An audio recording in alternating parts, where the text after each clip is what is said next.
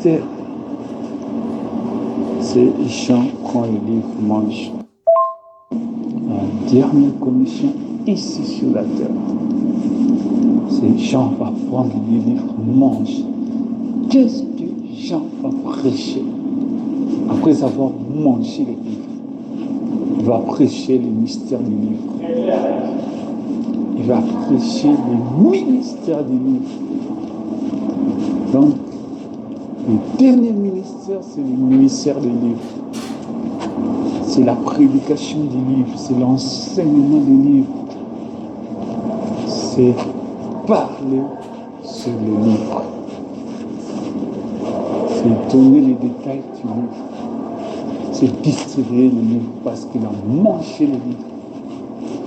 Maintenant, il va aller crier sur quoi il avait mangé. Le dernier ministère, c'est le ministère du livre. Aujourd'hui, c'est le ministère du livre. Après l'ouverture des choses, verset 10, 1 à 7. Aujourd'hui, c'est le ministère du livre. C'est va prophétiser sur le livre. Après avoir mangé le livre, alors l'épouse est appelée à aller parler du livre, à aller annoncer sur le livre, à aller prêcher sur le livre. C'est le ministère du livre. Et le ministère du livre aujourd'hui, c'est Jean va prêcher.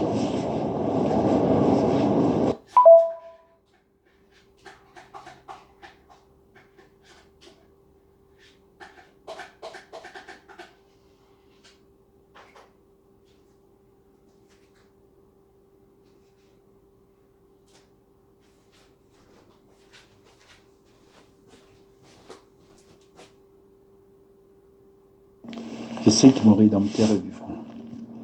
Il s'élèvera les derniers sur la terre. Il s'élèvera les derniers sur la terre. Donc, Dieu sera dans la chair, sur la terre, les derniers, dans les derniers âges. Alors, ici, nous connectons ça avec après chapitre 10, verset 16. Mangez le livre, qui est le livre de la rédemption. Et le ministère de Jean, qui est de manger le livre.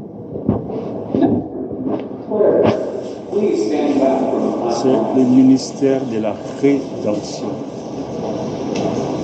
C'est prêcher la rédemption. Le dernier sur la terre. La manifestation de Dieu dans les derniers âges, qui est l'âge de l'épouse sur la terre. Qui après, je dis à partir du verset 8. Puis Jean prend les livres et mange et va prophétiser. Ça veut dire que Christ, en tant que parent rédempteur, va se révéler dans l'épouse des derniers jours. Parce que les livres, l'épouse avec les livres de la rédemption. Ça veut dire que c'est Christ lui-même qui s'incarne dans l'épouse en tant que parent rédempteur. C'est le message que Jean prend les livres, mange et va prophétiser. Il va prophétiser quoi? Sur les messages de la rédemption, sur les messages du livre, le ministère du livre, qui est le dernier ministère du livre de la rédemption. Le message du livre de la rédemption, c'est le dernier message. C'est à cela que nous attendons. Amen, amen, amen. Dieu sera incarné dans l'épouse d'après le chapitre 10. Amen. Qu'est-ce que Dieu a vu? Qu'est-ce qu'en déclarant que mon âme languit, que mon Rédempteur est vivant, il sera le dernier sur la terre. Il dit, je le verrai, mon âme le verra. Pas celui d'un autre, mais mon âme le verra.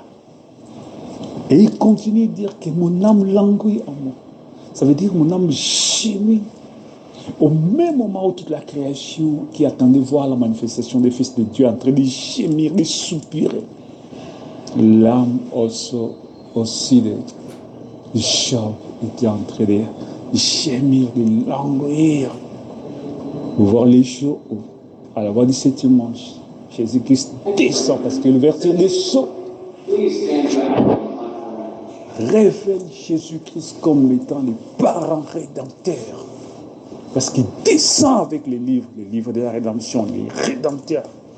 Les gens vont prendre les livres, mange. On va prendre les livres, avaler. Et quand Jean prend les livres, ça veut dire l'épouse prend les livres, il avale. Il avance avec les livres, avec le message de la rédemption, avec le message des livres de la rédemption. Oh, c'est la résurrection des morts. C'est les jours que Job attendait. Qu'est-ce que Job avait vu? Il a vu les jours où l'épouse prendra les livres, manger, avaler les livres, rentrer les marchés. C'est les jours de la résurrection. C'est les jours où tous les morts en Christ ressusciteront. Job attendait voir ces jours. Ces jours-ci, le dernier sur la terre. Amen.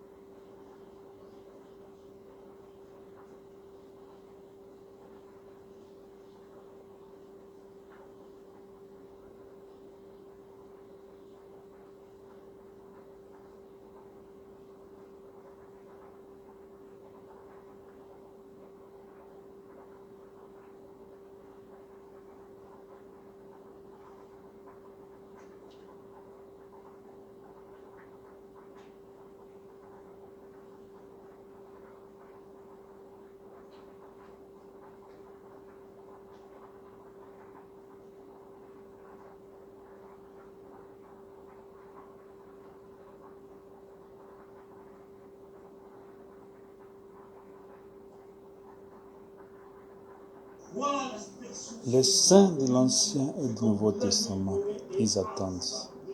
Ils attendent quoi? Ils attendent qui? Qu'est-ce qu'ils attendent? Les saints du Nouveau Testament, tous les sept âges de l'Église, 7 messages, 7 esprits de Dieu, et même qui sont la périque de l'agneau. Aujourd'hui, ils attendent. Ils attendent qui?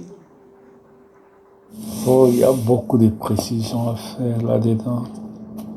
Quand Jésus dit vous les 12, il ne citait pas Judas. Quand Jésus disait vous les 12, il ne voyait pas Judas. Il voyait quelqu'un d'autre à la place là. Ah, c'est là. Depuis l'éternité, nous étions des êtres invisibles. Et nous sommes toujours des êtres invisibles. Ça veut dire qu'avant la création, nous sommes... Next train, Century Park.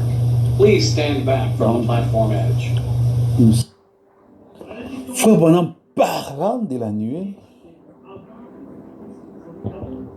il avait pas mal de difficultés pour présenter la chose. Il dit, aujourd'hui, l'onction de Moïse, l'onction d'Élie, l'onction de Christ agit. Or que nous savons qu'il y a l'onction qui est de Christ. On a l'onction d'Élie, l'onction de Moïse, l'onction de... Qu'est-ce qu'il voulait nous raconter? Il faut avoir... Nous devons avoir une image dans la Bible pour comprendre qu'est-ce qu'il parlait, qu'est-ce que signifie l'onction de Moïse qui parle maintenant. Et quand nous rentrons dans Matthieu chapitre 17, dans de la... Peut-être l'un des rares habitants du pays, monter les marches d'un petit escalier, peu importe sa fatigue. Là, chaque soir, ne serviront à rien. Nous sommes anémiques. Il nous faut une transfusion de sang. Il nous faut revenir à l'évangile, à l'ancienne mode, qui appelle à la repentance devant Dieu. Voilà pourquoi Dieu avait permis, aussitôt que l'agneau est sorti du sein du Père, on l'a photographié. Voilà pourquoi Dieu avait permis, aussitôt que les voiles a été déchirées, que l'agneau qui a été immolé avant la fondation du monde, l'agneau ensanglanté, les lions de la tribu de Juda qui a vaincu, l'agneau ensanglanté, dès qu'il sort, avec les livres à la main, on l'a photographié. Voilà pourquoi Dieu avait permis, aussitôt que les voiles a été déchirées, que l'agneau avait pris les livres, il a commencé à briser les seaux. On l'a photographié. Oh mon Dieu, c'est tellement profond. Et maintenant, c'est l'Église aujourd'hui doit se tenir comme à la Pentecôte. Aussitôt que les premières voiles a été déchirées, L'église s'est tenue où? À la Pentecôte, dans la chambre haute, en train de réclamer. Et les fruits, ils ont bénéficié, tous les fruits qui étaient cachés là dans les seins, au-delà du voile. Aujourd'hui aussi, l'église doit entrer dedans, bénéficier de tout. Entrer dedans, bénéficier de tous les bénéfices qui sortent, qui jaillissent du sein du Père. Alléluia, parce qu'il voit les déchets. Parce qu'il voit les déchets, frère Madame dit. Dans toutes choses, possédons toutes choses. Il dit quelque chose, il dit, Dieu nous a donné tout, mais nous devons tenir jusqu'à le posséder. Il dit, le diable nous a empêchés de posséder ce que Dieu nous a déjà donné. Donc aujourd'hui, nous avons déjà les acquis. Le voile est ôté, Dieu nous a donné, et nous devons nous tenir là, confesser. Mais quand on prêche encore sur les prémices du Saint-Esprit, quand on prêche encore sur les 7 âges de l'Église, comme si l'Église se retrouvait encore dans les 7 âges de l'Église, c'est comme si que ces ministères n'étaient pas encore venus, que cette chose-là, et la photo là, et la photo qui est un témoignage vivant pour dire aux gens, regardez la photo, c'est les changements. Aujourd'hui, ce n'est plus l'âge des prémices. Ce n'est plus l'âge des prémices, c'est Adam restauré dans le jardin d'Éden. Les voilà, il est là, revenu. Adam restauré dans le jardin d'Éden. Aujourd'hui, l'enseignement doit changer. La façon dont les choses doivent être présentées doit changer. Oh! Écoutez les bandes, c'est bien en attendant que... Mais aussitôt que la nuit est venue, mais non! L'église entre avec la soif. Il rentre dans les jardins de Dieu. Posséder la chose. Aujourd'hui, c'est posséder la chose. Aujourd'hui, là, c'est posséder la chose. J'apprends les livres, mange. Et voilà. Il est là. J'apprends les livres, mange. Alléluia. Oh mon Dieu. Ok. Aujourd'hui, c'est le ministère des auteurs du livre. Les auteurs du livre, ce sont ceux qui ont écrit des livres. Qui ont écrit les livres, ce sont les fils de Dieu. Ce sont les fils de Dieu qui sont dans le sein du Père. Ce sont eux qui ont écrit les livres, ça veut dire... Et toutes les créatures qui sont dans les ciels, sur la terre, sous la terre et sous la mer, tout ce qui se trouve, je les entendais, disait à celui qui est assis sur le trône, l'agneau, et à l'agneau soit la louange, l'honneur, la gloire et la force au siècle des siècles. Quand l'agneau reçoit la gloire, c'est l'épouse qui reçoit la gloire. Quand l'agneau reçoit la louange, c'est l'épouse qui reçoit les louanges. Quand l'agneau reçoit l'honneur, c'est l'épouse sur la terre qui reçoit l'honneur sur la terre. Parce que les mouvements, Madame dit clairement, les mouvements de l'agneau dans les cieux s'appliquent directement ici sur la terre. C'est l'épouse sur la terre qui bénéficie de ça. Est-ce que ma question, est-ce que nous avons saisi réellement les voiles dévoilées pour nous aujourd'hui? Les voiles dévoilées pour l'épouse aujourd'hui? Non, l'épouse ne peut pas rester comme ça. Non, l'épouse ne peut pas, parce que l'épouse est entrée dans les mariages. L'épouse qui a bénéficié de tout ça. Voilà. Celui qui vaincra.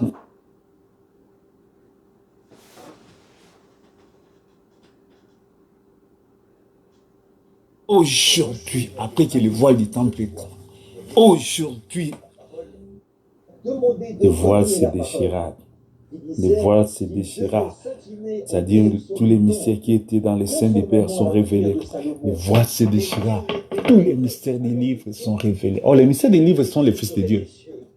Le voile se déchira. Tous les fils de Dieu seront épurés, purifiés, blanchis. Le voile se déchira. Pourquoi? Parce que toute la gloire qui était dans les seins du Père est dévoilée. Le voile se déchira. C'est la seconde venue. Christ descend. Il s'est fait photographier. Le voile se déchira. Oh mon Dieu. C'est-à-dire tous les saints qui étaient dans les seins du Père sont à Paris. Les voix se déchira à la voix de cet tonnerre. Amen, amen, amen. Ça m'a fait beaucoup de joie. Vraiment, je ne sais pas si on saisira toutes les profondeurs des mystères sur le voile du temple de Sédéchira aujourd'hui. Parce que ce qui s'est accompli à Jérusalem, c'était l'ombre. Dieu a annoncé à l'ouverture du 7e sceau. Voilà ce qui... Dieu a donné un symbole à Jérusalem, à la mort du Seigneur Jésus. Il cria. Quand il cria, le voile du temple se déchira. Il y a un tonnerre qui a frappé là. Et le voile du temple se déchira à Jérusalem, ça veut dire les lieux très saints.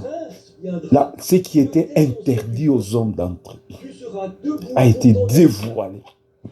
Là, c'est dans le langage matériel, physique sur la terre. Maintenant, dans le domaine spirituel.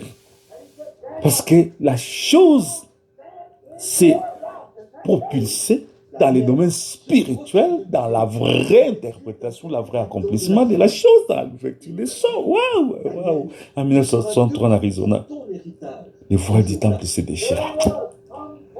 C'est-à-dire la nuée qui nous amène les saints du Père, le voile du temple se déchira. Nous avons vu les visages de Jésus-Christ. Amen. Oh mon Dieu. Oh mon Dieu. Il s'est fait filmer au ciel. Le voile du temple se déchira. C'est-à-dire, on a vu les pères. Oh Jésus. Alléluia. Il s'est fait filmer. Parce que dans l'Ancien Testament, il y avait le voile empêché de voir ce qui était à l'intérieur. Mais en 1963, le voile du temple se déchira. On voit son visage. Oh, la venue. La venue. Alléluia. Alléluia. Aujourd'hui, c'est le voile du temple qui se déchira. Il cria à la voix de cette tonnerre. C'est le voile du temple qui se déchira. Il dévoile les livres, même les mystères de Dieu qui étaient interdits à l'homme de saisir, de comprendre. Donc personne ne pouvait ouvrir la bouche et parler les choses glorieuses, cachées.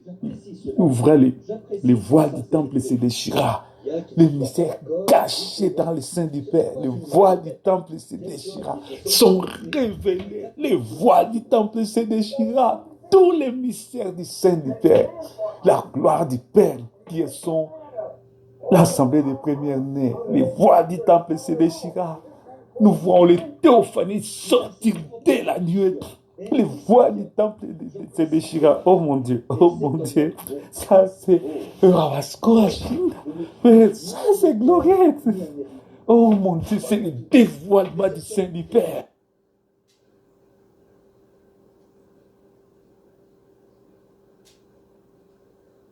Ah, vraiment, je commence à comprendre pourquoi Frère Branham disait toujours, quand l'église trouvera sa position, quand l'église trouvera sa position, c'est-à-dire l'importance de ces messages, la profondeur de ces messages, pour voir que il y a eu des voiles se déchirer lors de la mort du Seigneur Jésus, qui était l'ombre, l'image de ce qui allait s'accomplir dans Apocalypse chapitre 10. Oh mon Dieu!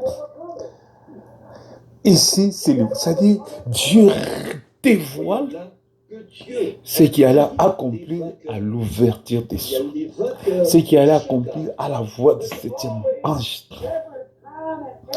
Donc le voile se déchira sur la croix, c'était l'ombre d'Apocalypse 10.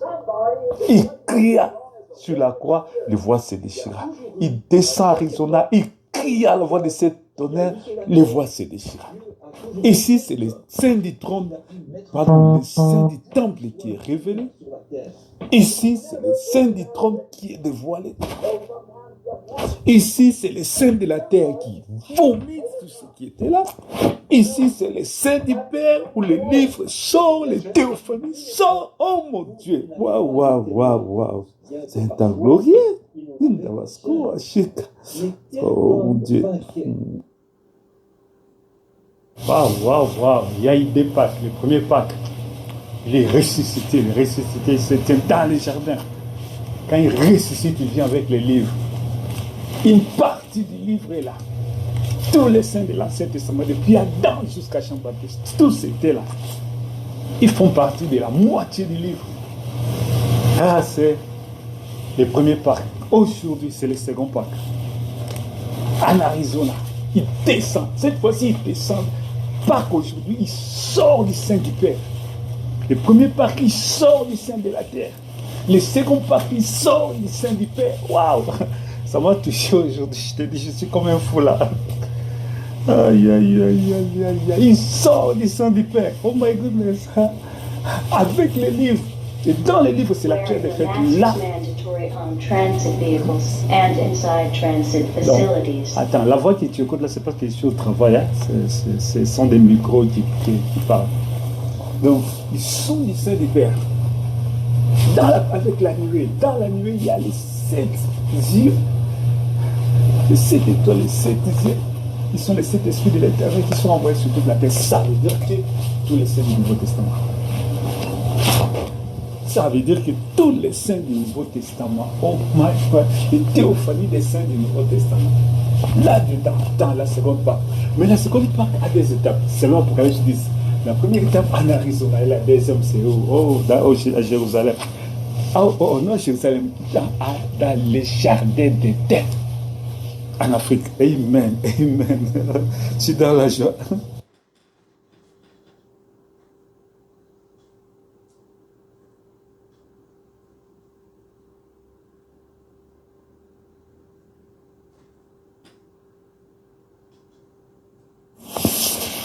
Adam n'était pas le premier homme, mais Adam a été fait à l'image du premier homme. Faisons l'homme à notre image. Ça veut dire que quelqu'un existait, un homme existait, et à l'image de cet homme-là, qui est Jésus-Christ, que Adam a été créé. Parce qu'il est l'image de Dieu invisible. Mais avant que Adam devienne l'image de Dieu invisible, il y avait quelqu'un qui était déjà l'image de Dieu invisible, qui est le premier et le dernier, qui est l'alpha et l'oméga. Adam n'était pas alpha et l'oméga. Donc Adam n'était pas l'alpha. Parce que la Bible dit, en toutes choses, Jésus-Christ a été le premier. Il était le premier au ciel. Maintenant, sur la terre, il va introduire Adam comme le premier homme pour la race humaine, afin que Adam puisse représenter Jésus-Christ comme le premier homme. Parce que le plan était déjà établi que c'est Adam qui devait aider les hommes à libérer la gloire au ciel, ça veut dire les livres, et à venir sur la terre sans leur gloire, à se dépouiller de leur gloire. Et Jésus ne pouvait pas jouer ce rôle-là. Voilà pourquoi, lors de la conférence, Adam a été choisi pour jouer ce rôle. Adam n'était pas le premier. Adam n'était pas le premier homme. C'est parce que les gens ne connaissent même pas les livres. Ils ont une mauvaise explication, interprétation sur les livres. Parce que, les livres, c'est le sein du Père. Les livres, c'est la plénitude dans laquelle il y a tous les fils Elohim. Tous les fils attribués Elohim. Ils sont où dans le sein du Père? Ils sont sortis du sein du Père. Ils ont été manifestés comme des colonnes de feu. Les livres, c'est l'assemblée du premier-né. La chose qu'on appelle l'assemblée du premier-né. C'est-à-dire cette plénitude-là de l'assemblée du premier-né. Et cette plénitude habite en Jésus-Christ. Les livres, c'est la pensée de Dieu qui a révélé la Bible. Les livres, là-dedans, il y a les théophanies de tous les fils et filles de Dieu. Parce que les livres, ce n'est pas seulement la théophanie d'une seule personne, non. À l'intérieur du livre, il y a la théophanie de tous les fils et filles de Dieu. C'est les livres d'Élohim, c'est-à-dire les Élohim fils. Parce que quand Adam avait les livres, mais Élohim Père était là, avec toute sa plénitude. Voilà. Il y a une pensée qui est comme la jalousie de Dieu. Ça veut dire que c'est la pensée que je voulais parler ici. C'est comme la jalousie de Dieu parce que si Adam devait rester Adam, ne pas tomber avec les livres et commencer à prononcer la parole afin que tous les attributs Elohim de Dieu puissent se manifester dans le temps, c'est-à-dire là, Adam allait occuper la place du Père des esprits, du Père des fils Elohim. Or, c'est Jésus-Christ. Donc, ça ne pouvait pas se faire. Tu vois? C'est-à-dire, Adam allait occuper une position qui n'était pas là. Parce que lors de la conférence, Adam était là, tous les attributs fils de Dieu étaient là. Adam n'était pas notre père, non. Il était l'un de nous. Il est un égaux parmi tant d'autres. Mais il a été choisi sur la terre. Ok, nous voulons aller sur la terre. Qui va nous introduire? Ok, Adam, c'est toi. Ok, tu descends là avec la gloire. Oui. Mais qu'est-ce qu'il faut pour que nous puissions nous dépouiller de notre gloire? C'était ça la question. Ok? Elle va jouer ce rôle-là. Alors c'est là où l'idée a été, bon, on doit créer le diable et ses anges qui vont se rébeller et tout ça. Et Adam a accepté de jouer ce rôle-là. Il a joué les rôles du premier Adam. Le premier Adam a joué les rôles. Parce qu'il est l'un de nous. Il est l'un de nous. Il n'est pas le premier homme. Parce que pour être le premier homme sur la terre, il fallait être aussi le premier homme au ciel. Être l'alpha au ciel. Voilà pourquoi il faut être. Alors lui, il a joué le rôle du premier homme. Il a été créé à l'image du premier homme. Alors il va jouer le rôle du premier homme. Là, qu'est-ce que je suis en train de faire? Je suis en train de casser l'enseignement sur le troisième Adam. Parce que maintenant, pour qu'il y ait un troisième Adam, il faut que le second Adam puisse perdre les livres, qu'il puisse tomber, qu'il puisse perdre les livres, afin que les livres puissent aller au troisième. Et maintenant, quand Adam, qui a été à l'image du premier homme, et c'est le premier homme qui est l'alpha, et l'oméga, c'est-à-dire il est le second et le dernier Adam. Maintenant, le troisième Adam, il joue quel rôle? On dit clairement que tous les fils de Dieu sont les mêmes. Ça veut dire que dans l'ensemble des premières années, tous nous sommes égaux. Celui qui est au-dessus de nous tous, c'est Jésus-Christ, Dieu, le Père, le El, Ela, Elohim. Donc pourquoi Adam doit jouer ce rôle qu'il y ait un troisième Adam? Non, non. Pour être troisième, ça veut dire qu'il était plus grand, parce que le second Adam était plus grand que le premier Adam. Le premier Adam a été fait à l'image du second Adam. Parce que le second Adam, c'est lui le premier. Maintenant, le troisième Adam, il sera... Donc les gens, ils parlent des choses avec l'intelligence et la sagesse humaine, la compréhension humaine de la Bible et du message. C'est lui qui détient les livres, parce qu'ils ne connaissent même pas les livres. Ils ne connaissent même pas les livres. Ils ont une petite interprétation des livres. Parce que le livre est tellement dimensionnel et tellement grand. Ça explique beaucoup de choses. Saisir les livres, ça ne veut pas simplement dire que tu as saisi toute la plénitude et plénitude du livre. Non. Parce que dans les livres, il y a pas mal de choses. Beaucoup de choses. Beaucoup de choses. Donc, voilà. Moïse est allé sur la montagne, il voit Dieu écrire son nom dans les livres. Avec la sagesse humaine, l'intelligence humaine, voilà, ce sont les choses même qui se passent aujourd'hui. Quand Moïse descend de la montagne, il trouve les enfants d'Israël ont péché parce qu'ils ont cherché à adorer Moïse. Voilà, cette pensée était dans leur esprit depuis la sortie d'Égypte. Comme en Égypte, ils adoraient les pharaons, ils adoraient les hommes. Alors quand ils ont vu Moïse prononcer la parole, ils ont cherché à l'adorer. Alors, ils avaient cette adoration dans leur pensée, ils marchaient avec ça comme ça. Alors, quand Moïse est allé sur la montagne, c'est comme ça, ils ont dit que notre Dieu est parti. allez, Aaron, fais-nous un autre Dieu. Parce que ces gens qui ont dit ça, ils adoraient Moïse dans leurs pensées. C'est la même pensée qu'aujourd'hui où les gens adorent Branham, d'autres secrètement en pensée, d'autres à travers les photos, d'autres dans les renseignements, voilà. Moïse va dire à Dieu, enlève mon nom dans les livres que tu as écrits là. Parce que Moïse avait vu les livres. Il n'a pas touché les livres, mais il avait vu les livres. L'interprétation de Moïse, c'est l'interprétation que les gens ont aujourd'hui sur les livres. Ils pensent que c'est un livre où on écrit les noms, parce qu'il a vu les symboles du livre. Il a vu les symboles de quelque chose. Ce qu'il voit là, c'est les symboles de quelque chose qui a été fait avant la fondation du monde. Ça veut dire que ce n'est pas dans les temps que tu vas demander qu'on efface ça, non. Tu vois, c'est dire, et même ce que Moïse disait à Dieu, que, enlève mon nom, ça veut dire que fais-moi que je puisse disparaître de l'existentialisme, que je n'existe plus. C'est impossible. Tu es une partie de Dieu. Comment Dieu...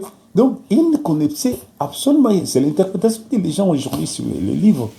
Voilà pourquoi même, quand tu lis partout, tu renseignes toutes les définitions que Frère Branham donne sur les livres. Ici, il parle comme ça, l'autre, il parle comme ça, l'autre, il parle comme ça, l'autre, il parle comme ça, l'autre, il parle comme ça. Parfois même, il dit qu'Adam, c'est les livres. Donc, c'est tellement profond, les livres. C'est tellement profond l'interprétation des livres. C'est dimensionnel, c'est tellement profond. Tu vois? Donc, Adam n'était pas le premier. Et Ève exerçait le ministère d'Adam, c'est-à-dire avant la chute, Ève commandait, il parlait, il faisait déplacer les arbres. Mais quand Ève est tombée, parce que la création n'était pas connectée à Ève, Ève n'avait pas les livres, mais Ève avait la théophanie, mais Ève n'avait pas les livres. Quand Ève est tombée, sa théophanie est rentrée vers Adam, dans le livre. Et puis c'est là où sa théophanie était venue. Dans Genèse, on n'explique pas que Adam avait les théophanies de tous les fils et les fils de Dieu. On voit seulement que c'est de Ève qui est sortie.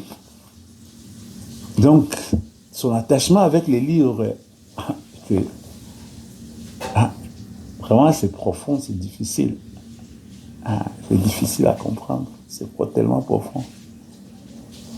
Parce que quand Ève a tombé, la théophanie d'Adam, de Ève est rentrée vers Adam. Parce que c'est de là où il était sorti. Avoir la plénitude du livre, ça veut dire avoir l'ensemble des premiers-nés avec toi.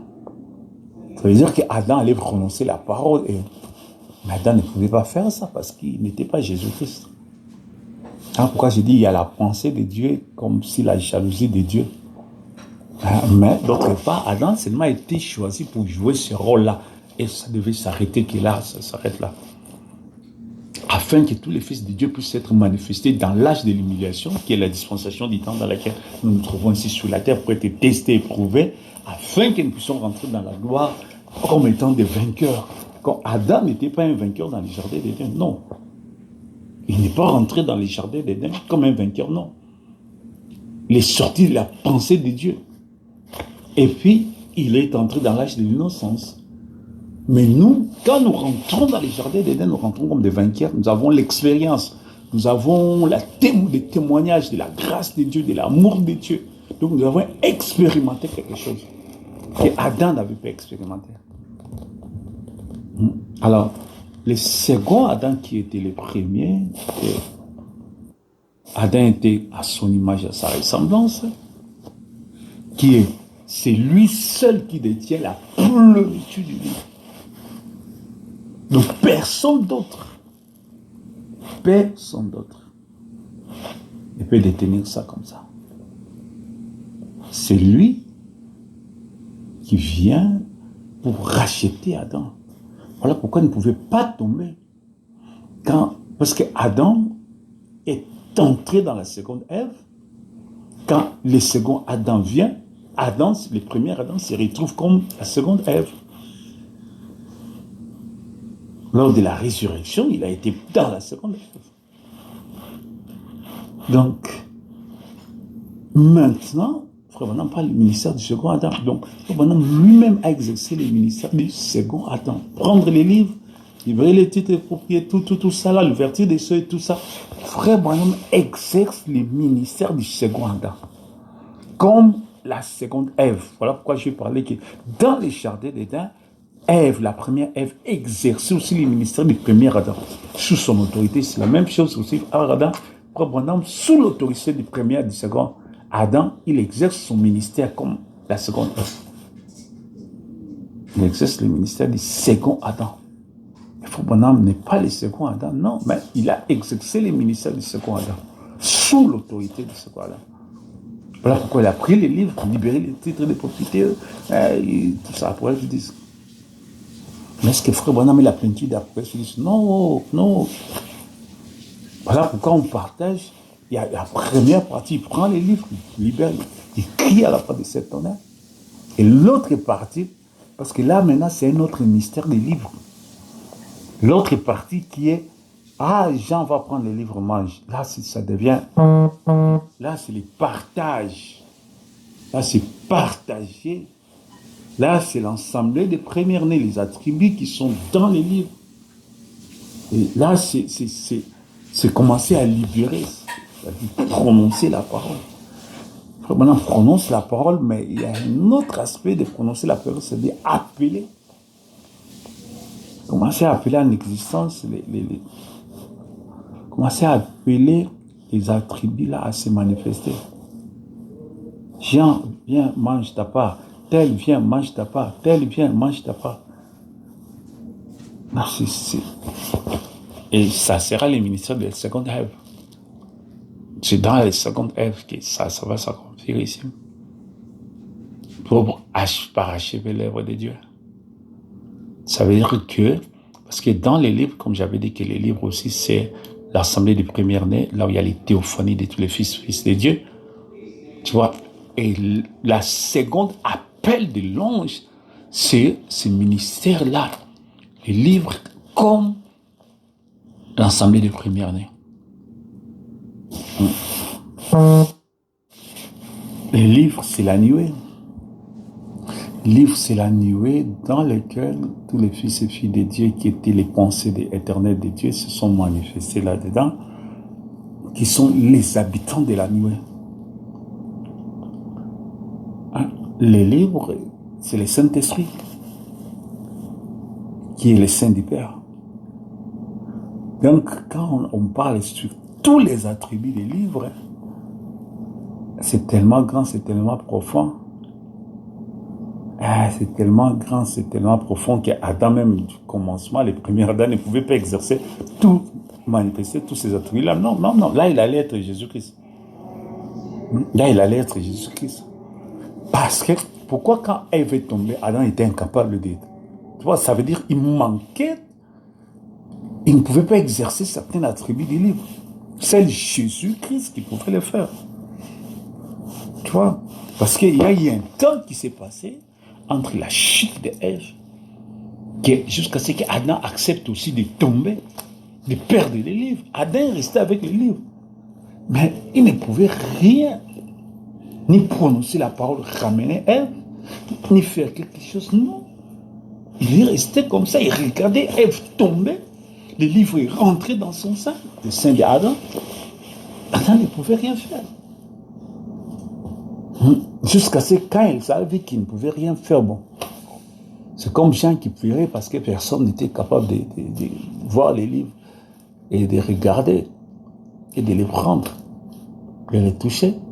Jean pleurait, c'est comme ça qu'Adam s'est retrouvé. Quand Adam s'est retrouvé dans cette position-là, c'est là où il était tombé. C'est là où son âme a fait appel au Rédempteur. Et c'est là qu'il était tombé. Mais il criait, son âme criait comme Job, je sais que mon Rédempteur est vivant. C'est là où son âme a crié comme ça. Il apparaîtra les derniers, il se tiendra les derniers sur la terre. La prière de Job, là, c'était aussi la prière d'Adam avant sa chute, ou pendant sa chute. Donc, alors les gens qui parlent sur le troisième Adam, Parce qu'il a touché le livre, je ne sais même pas qu'est-ce qu'il parle. Je ne sais même pas qu'est-ce qu'il parle. Adam n'était pas le premier homme. Adam n'était pas l'alpha, le premier Adam, il n'était pas l'alpha. Le premier Adam n'était pas le premier homme. Hein? Proverbe chapitre 8, verset 22, l'Éternel a créé la première de ses œuvres. Si je viens de lire ici Philippiens, il est le premier en tout. Il a fallu qu'il soit premier en tout. Maintenant, quand Christ parle, le Saint-Esprit parle, il faut qu'il soit premier en tout. C'est par rapport à qui? C'est par rapport au premier Adam. Il fallait que Christ soit premier par rapport au premier Adam. Donc, le premier homme, ce n'est pas Adam. Adam était créé à l'image du premier homme. Quand Adam est tombé, c'est le premier homme qui était, parce que c'est lui le rédempteur. Et c'est lui qui a ramené Adam. La théophanie d'Adam, tout ce qu'Adam avait été rentré chez le premier homme. C'est comme quand Ève est tombée, tout ce qu'Ève avait été rentré chez Adam. Et quand elle est tombée, tout ce qu'il avait été rentré chez le premier homme. Et voilà pourquoi Jésus était venu par son sang, il a pris le corps, mais il ne pouvait pas tomber. Même quand le Père l'a quitté à Gethsemane, il est devenu péché sur la croix. Il n'est pas tombé. Il n'a pas péché, il n'est pas tombé, il n'a pas perdu, il n'a rien perdu. Le diable ne pouvait rien sur lui. Il dit, lui, le prince de ce monde vient, il n'a rien sur de moi. Il n'y a rien de lui en moi. Et quand le diable lui applique la mort parce qu'il était devenu péché, il lui ravit l'aiguillon de la mort. Il lui ravit la clé. Il va aller ouvrir, faire sortir tout ce qui était là. La chose que Adam ne pouvait pas faire. Parce que si cela était fait dans les jardins d'Éden, donc la manifestation du temps, qui est la dispensation de la manifestation des hommes, un des attributs de Dieu manifestés dans les temps, on n'allait pas connaître les péchés. Adam allait sauver Ève et puis restaurer les choses et continuer comme ça. Mais Adam était incapable de le faire. Adam était incapable de le faire. Parce que Adam était un être humain comme tous les autres êtres humains. Et dire, frère Branham, qu'il est le troisième Adam, ça c'est placer le frère Branham au-dessus de Dieu. Ça veut dire que je ne sais pas quelle position il faut la placer. Parce que là, c'est dire aussi que le second Adam a échoué, est tombé, il a perdu le livre. Voilà pourquoi le troisième Adam est fou, parce que c'est l'application des mêmes lois, des mêmes principes. On parle du second parce que le premier était tombé. Si on doit parler du troisième, c'est que le deuxième avait été tombé. Il n'y a pas deux Adam au même moment sur la terre. Non, non, non. Dans les cieux et sur la terre. Non, non, non, non. Il n'y a pas deux Adam au même moment. On a parlé du second parce que le premier avait tombé. Pas deux personnes au même moment détiennent les livres, non. Alors, comment Frère Branham avait les livres, ça veut dire qu'il était sous l'autorité, c'est comme Ève, sous l'autorité du second Adam. Exerçant le ministère du second Adam. Voilà. Exerçant le ministère du second Adam. Et voilà, comme ça, c'est Frère Branham a exercé ce ministère-là avec Apocalypse chapitre 10. Et la continuité aujourd'hui avec l'épouse. Parce que l'épouse aussi entre dans exerçant le ministère du second Adam, comme elle. Frère Branham a exercé le ministère du second Adam comme second Adam. L'épouse va exercer le ministère du second Adam comme Ève.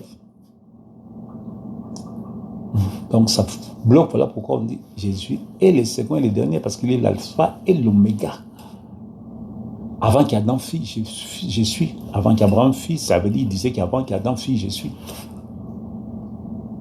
Donc je suis. Adam l'a vu. Adam était à son image, à sa ressemblance. Il était le rédempteur d'Adam. Avant même qu'Adam tombe, parce qu'il était l'agneau de Dieu qui a été immolé avant la fondation du monde. Hein? Je me suis dit, les gens-là n'ont pas été dans le sein des pères. Voilà pourquoi ils ne viennent pas de l'éternité. Ils prêchent selon les temps. En prêchant selon les temps, c'est selon l'intellectualisme. On se limite à des petites choses. Mais on n'arrive pas. Parce que dans les sein des pères, nous tous, nous sommes même le cadre. Oh mon Dieu.